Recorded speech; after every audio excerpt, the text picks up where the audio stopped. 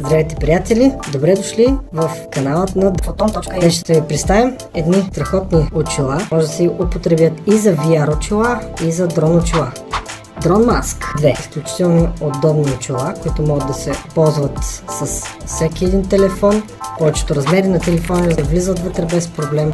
В комплекта очилата идват с USB за Apple, microUSB Type-C и преходник за microUSB. Ето ги нещата, които идват в комплекта. Кърпичка за почистване на лещата. Тя е само една голяма леща, която много лесно може да промените позицията и според вашите очи. Ето с този механизъм тук се отключва, звука си се отключва и може да преместите да изваждате или да прибирате. По този начин ще регулирате дължината и съответно това как ще ви приляга на вашите очи. След това завъртате и се заключва механизма, за да не се размества. Очилата работят много простичко. Както виждате, топ. Аз вече съм поставил един телефон. Както виждате, вече съм отворил DJI приложението. Ето така изглежда лещата. Тя е сингъл, т.е. една голяма леща по средата, разделена на две, с специална форма, която дава правилен изглед за очите. И така, нека да погледнем през тях.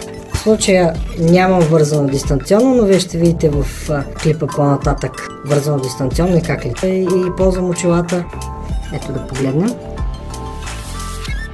Виждате отвори, които са много удобни. Те са предпазителче, което позволява да се затворят мигновено. Мога да проверя пръст, да влизам в менютата, както и от другата страна. По същия начин мога да си проверя пръстчето и да си избирам различни менюта. Няма размазване на ъглите, не е нужна апликация, която екрана да го разделя на две за специалните VR очила или за другите типове, които се употребяват по подобен начин.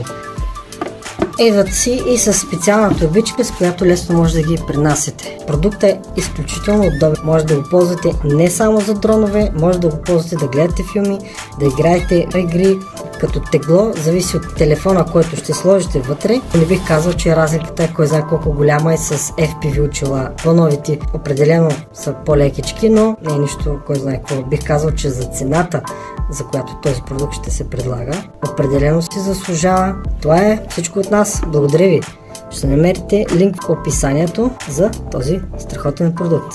В онлайн магазина на Drones.bg влизайте в FPV пространството.